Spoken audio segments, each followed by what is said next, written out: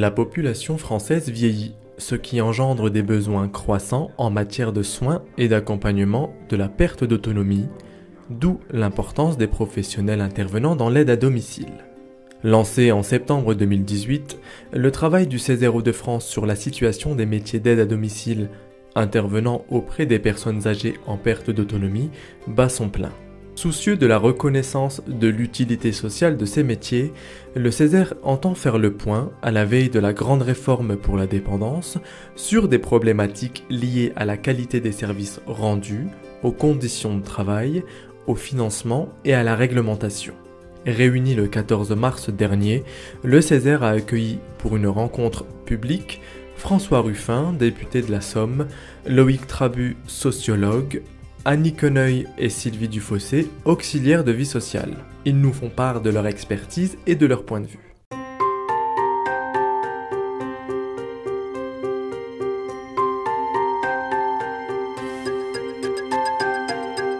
Notre travail, c'est aider les gens à se lever le midi et le soir. Donc le matin, ça peut commencer à 7 h le matin. Donc toilette, petit déjeuner, réfection du lit, quelques tâches ménagères.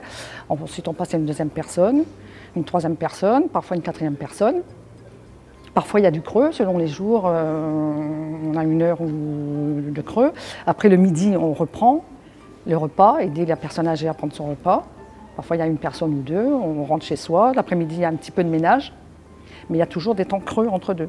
Et après, le soir, vers 18h30, 19h, on reprend pour aider la personne âgée à prendre son repas, la déshabiller, la mettre en sécurité, enfin la coucher, la mettre en sécurité.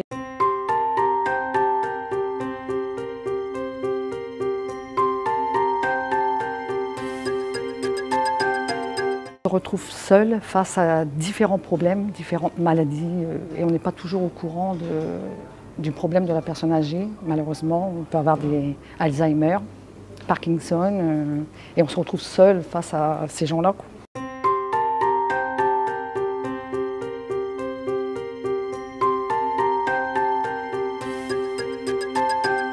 L'ouverture perte d'autonomie, c'est une question. Il y a aussi la question de la dépense totale qu'on investit dans la prise en charge des personnes âgées en perte d'autonomie. On l'évalue à peu près 23 milliards avec une prise en charge sociale, puisque l'image de la prise en charge de la dépendance, c'est l'image d'une prise en charge sociale, mais qui est en fait relativement minoritaire par rapport à la prise en charge de la sécurité sociale via l'assurance maladie, qui est elle de 13 milliards. L'APA, qui est donc l'outil principal connu pour être l'outil de subvention des personnes en perte d'autonomie, c'est l'équivalent de 5 milliards. Ce qu'il ne faut pas oublier, c'est qu'on a des allègements de charges qui sont particulièrement importants. Et donc, dans ce qui est la prise en charge à domicile en particulier, on a des allègements de charges qui sont de l'ordre de 50% de ce qu'on investit dans l'APA. Donc on a une prise en charge fiscale avec des allègements fiscaux et sociaux qui sont très importants.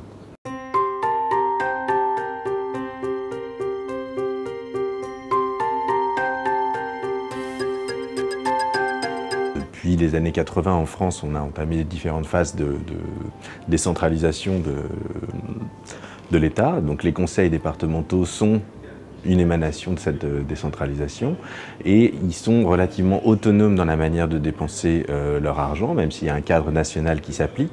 Mais la plupart des travaux qui montrent la mobilisation de ce cadre national, comme c'est par exemple le cas pour l'APA, normalement il ne devrait pas y avoir de différenciation.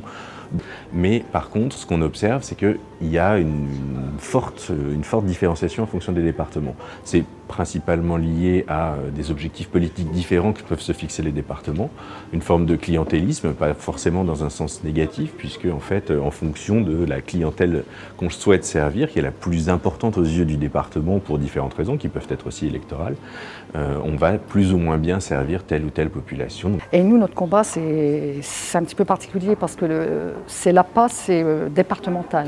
Donc nous, dans notre département, la Somme, on est un département pauvre malheureusement, et donc il faut faire des économies. Et on a décidé de faire des économies sur les prestations. Donc il y a deux modes de versement d'APA, le prestataire et le mandataire.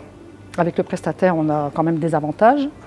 Les mandataires, il y en a beaucoup moins. Et donc le président du département avait décidé de revenir en mode mandataire, parce que ça coûte beaucoup moins cher au département. Et ben, notre combat, nous, c'est de rester en prestataire et ce qu'on désire aussi, c'est d'avoir une convention collective unique, valoriser notre métier et qu'il y ait une vraie reconnaissance.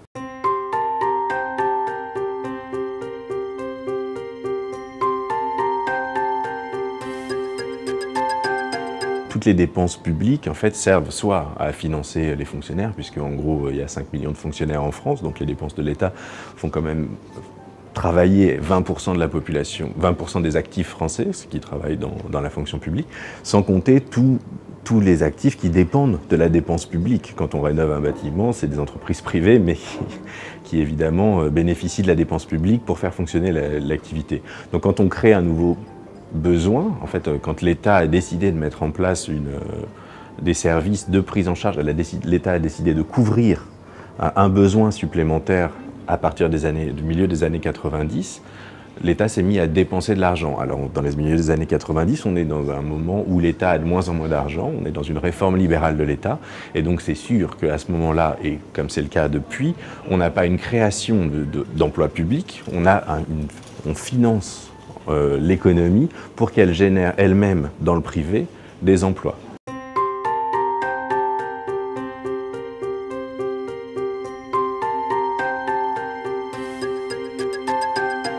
Donc le modèle tel qu'il est actuellement, il a évolué depuis sa mise en place dans les années 90.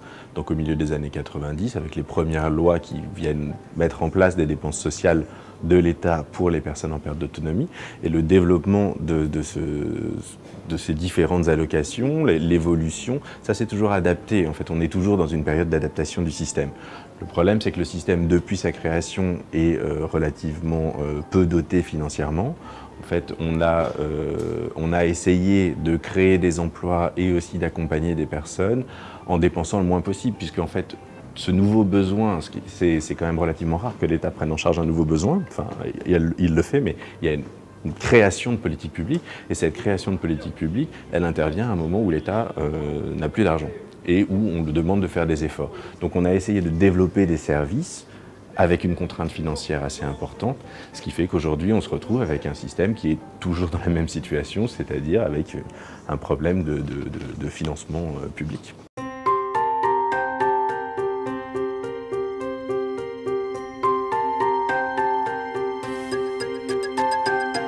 Il y a une évolution, une adaptation du système qui se fait plutôt depuis les territoires, mais aussi de l'État directement.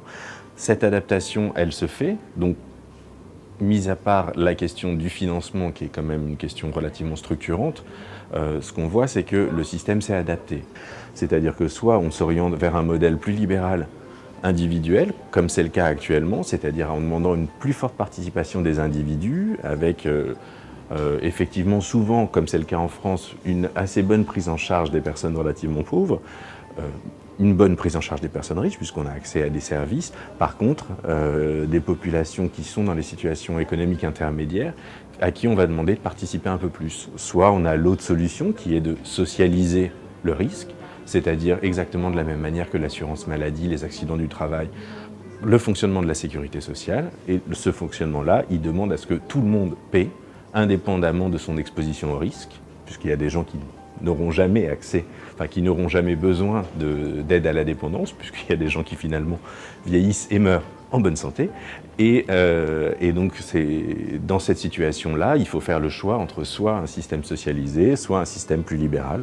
C'est un choix politique, sachant que le système socialisé demande à prélever une nouvelle cotisation sociale sur les revenus si on reste dans un système bismarckien tel qu'est le nôtre jusqu'à présent. Ou sinon on passe sur un système sur l'impôt, qui est plus un système assistentiel, mais qui dans ces cas-là s'appuie moins sur la solidarité intergénérationnelle par exemple.